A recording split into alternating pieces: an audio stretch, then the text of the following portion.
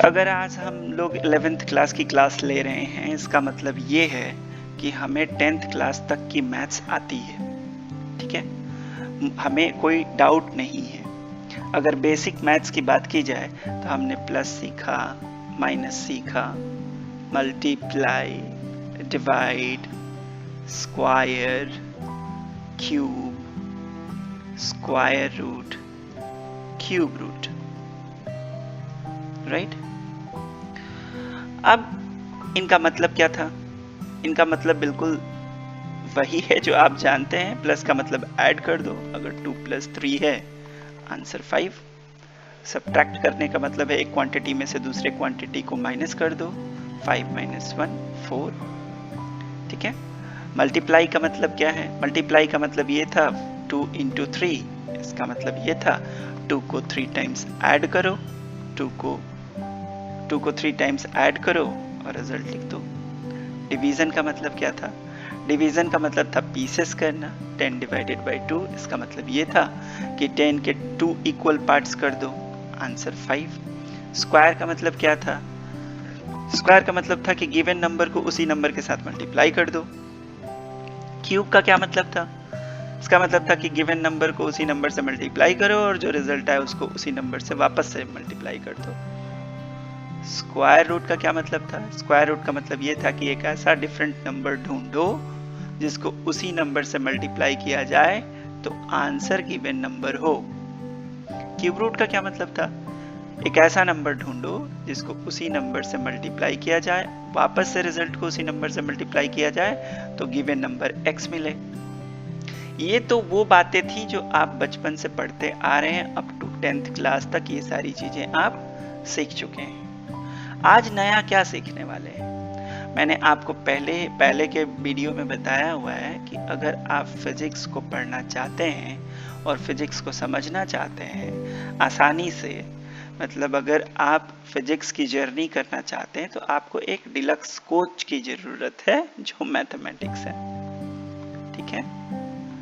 अब इस मैथमेटिक्स में हम लोग वो सारे टूल्स पढ़ेंगे जो हम फिजिक्स में यूज करने वाले हैं, और इसी को समझने के लिए आज जो हम पढ़ने वाले हैं उसका नाम है the factorial function.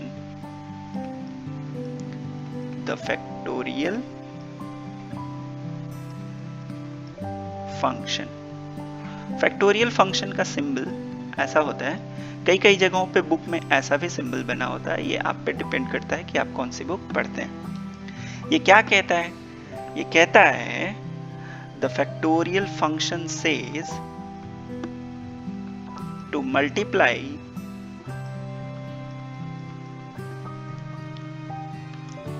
all whole numbers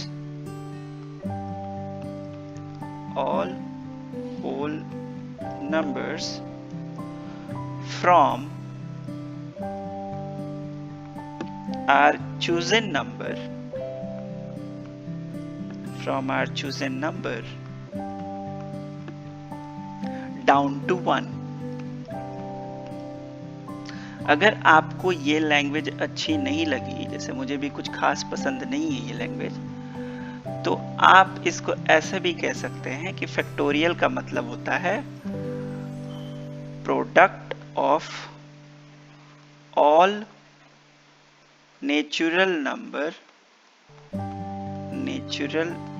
numbers between 1 to given number।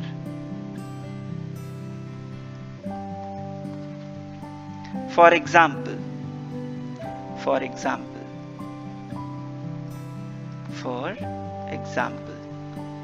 3 factorial means product of all natural number between 1 to given number, means 3 × 2 × 1। 5 factorial means 5 × 4 × 3 × 2 × 1, right? Next, in general अगर आपको फैक्टोरियल लिखना हो, n factorial तो आप लिख सकते हैं n into n-1 into n-2 into n-3 dot dot dot dot dot into 3 into 2 into 1। ठीक है, ये तो थी बात की फैक्टोरियल का मतलब क्या होता है। अब यहाँ पे बहुत इंटरेस्टिंग बात ये है कि अगर आप लिखते हैं 5 फैक्टोरियल तो इसका मतलब होता है 5 इंटू 4 इंटू 3 इंटू 2 इंटू 1। मतलब क्या हुआ, मतलब ये हुआ 5 4 जा 20, 23 जा 60, 2 जा 120, 120। 4 फैक्टोरियल का क्या मतलब हुआ, 4 फैक्टोरियल का मतलब हुआ 4 into 3 into 2 into 1 means 12 into 2 is equal to 24। और अगर 3 फैक्टोरियल लिखें तो 3 फैक्टोरियल लिखेंगे तो 3 into 2 into 1 is equal to 6। अगर आप 2 फैक्टोरियल की बात करें तो 2 into 1 is equal to 2। अगर आप 1 फैक्टोरियल की बात करें तो 1 ही होगा। अब इंटरेस्टिंग ये है कि अगर 0 फैक्टोरियल कहें तो आंसर क्या होगा। अब कुछ लोग कहते हैं इसका आंसर 1 होगा, बट सवाल उठता है कि 1 क्यों होगा। अब इसको इन्वेस्टिगेट करने के लिए ध्यान दीजिए, अगर एक पैटर्न बनाए, जैसे हम लोग अर्थमेटिक प्रोग्रेशन में पैटर्न्स बनाते थे, 5 फैक्टोरियल का आंसर आता है 120। अगर 120 को डिवाइड कर दें 5 से तो आंसर क्या आएगा, 2 10 2 0 4 24। आंसर कितना है 24, और ये आंसर तो ये है 24। अगर 24 को 4 से डिवाइड कर दें तो आंसर आएगा 6, और ये तो ये है। और अगर 6 को 3 से डिवाइड कर दें तो आंसर आएगा 2, ये तो 2 फैक्टोरियल है। अब 2 को डिवाइड कर दें 2 से तो आंसर आएगा 1, ये तो 1 फैक्टोरियल है। ठीक है, अब 1 को डिवाइड कर दें इसी तरीके से 1 से तो आंसर आएगा 1, जो कि 0 फैक्टोरियल होगा, ऐसा आप कह सकते हैं। मतलब 0 फैक्टोरियल जो है वो 1 होगा। अगर आप ये पूछना चाहते हैं कि नेगेटिव फैक्टोरियल हो सकता है कि नहीं, अगर -1 फैक्टोरियल अगर हो तो इसका क्या जवाब देंगे, तो ये पॉसिबल नहीं है। इसको आप कह सकते हैं नॉट डिफाइंड, नॉट डिफाइंड। अब सवाल उठता है कि क्यों भैया, क्यों नहीं डिफाइंड। तो सेम आप कह सकते हैं, अगर 5 फैक्टोरियल का आंसर 120 आता है और 4 फैक्टोरियल का आंसर अगर 24 आता है, 3 फैक्टोरियल का आंसर 6 आता है, 2 फैक्टोरियल का आंसर 2 आता है और 1 फैक्टोरियल का आंसर 1 आता है, 0 फैक्टोरियल का आंसर 1 आता है, तो आप ध्यान दीजिए, इसको अगर हमने डिवाइड किया था, अगर आपको याद हो कि अगर इसको हम 5 से डिवाइड करते थे तो आंसर आता था ये, इसको अगर हम 4 से डिवाइड करते थे तो आंसर आता था 3 फैक्टोरियल, और 3 फैक्टोरियल को अगर 3 से डिवाइड करते थे तो आंसर आता था 2 फैक्टोरियल। अगर 2 फैक्टोरियल को 2 से डिवाइड करते थे तो आंसर आता था 1 फैक्टोरियल, और 1 फैक्टोरियल को अगर 1 से डिवाइड करते थे तो आंसर आता था 0 फैक्टोरियल। अगर 0 फैक्टोरियल को 0 से डिवाइड कर दें तो बच्चे को पता है कि इसका आंसर आएगा नॉट डिफाइंड। तो हमने इसका आंसर ढूंढ लिया कि ये नॉट डिफाइंड क्यों है, समझ में आए। अब आपका अगला सवाल ये हो सकता है कि क्या डेसिमल का फैक्टोरियल हो सकता है, तो आंसर होगा यस, यस, बट ये आपके किसी काम का नहीं है, आपके किसी, कैसे लिखेंगे, काम का नहीं है। क्यों नहीं है? क्योंकि अब इसको समझने के लिए आपको गामा फंक्शन की जरूरत होगी, और गामा फंक्शन तो आपको पता नहीं है। अब चूंकि गामा फंक्शन नहीं पता है तो इन सब चीजों का कोई लेना देना आपके कोर्स से है नहीं, तो बंद करते हैं, इसको समझने की कोई जरूरत नहीं है।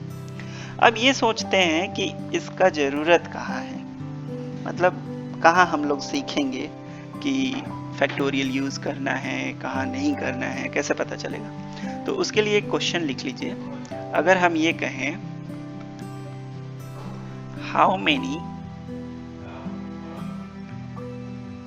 हाउ मेनी डिफरेंट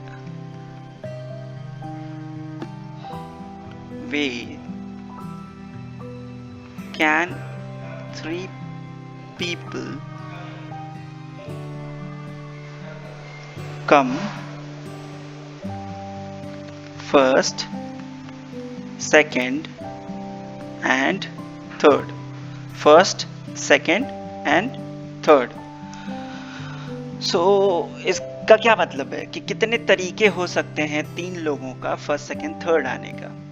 अगर ये आंसर आपको करना हो तो आपको अब शुरू करना पड़ेगा। आप इसका आंसर कैसे करेंगे, आपको बताना पड़ेगा, पहले कुछ अजम्पशंस लेने होंगे। लेट अस सपोज पहला पर्सन जो है वो ए है, दूसरा बी है, तीसरा सी है ना।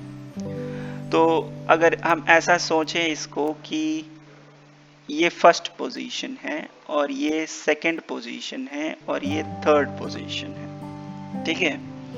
तो ये कॉम्बिनेशन हो सकता है कि फर्स्ट ए जो है वो फर्स्ट आ जाए, बी है वो सेकंड आ जाए और सी है वो थर्ड आ जाए, या ए फर्स्ट ही रहे बट सी और बी स्विच कर जाए आपस में, या फिर ऐसा हो कि बी आ जाए फर्स्ट, ए और सी हो जाए, या बी वही रहे आपस में ये लोग स्विच कर जाएं, या फिर सी फर्स्ट आ जाए, बी और ए हो जाए, या फिर सी वही रहे, ये आपस में स्विच कर जाएं। अगर आप देखें तो इससे ज्यादा कॉम्बिनेशन नहीं बनेगा अगर 3 पीपल हैं तो। मतलब ये एक ये हो सकता है ऑप्शन फर्स्ट, सेकंड, थर्ड आने का, second way, third way, fourth way, fifth way, sixth way. तो इसको सॉल्व करने के लिए इतना मजदूरी करना तो बहुत आसान था, क्योंकि आपके पास सिर्फ 3 पीपल दिया हुआ था। अगर आपको दे दे 4 पीपल, 5 पीपल, 6 पीपल, तब तो आपकी बैंड बच जानी है। तो इसके लिए एक फॉर्मूला है, याद रखिए।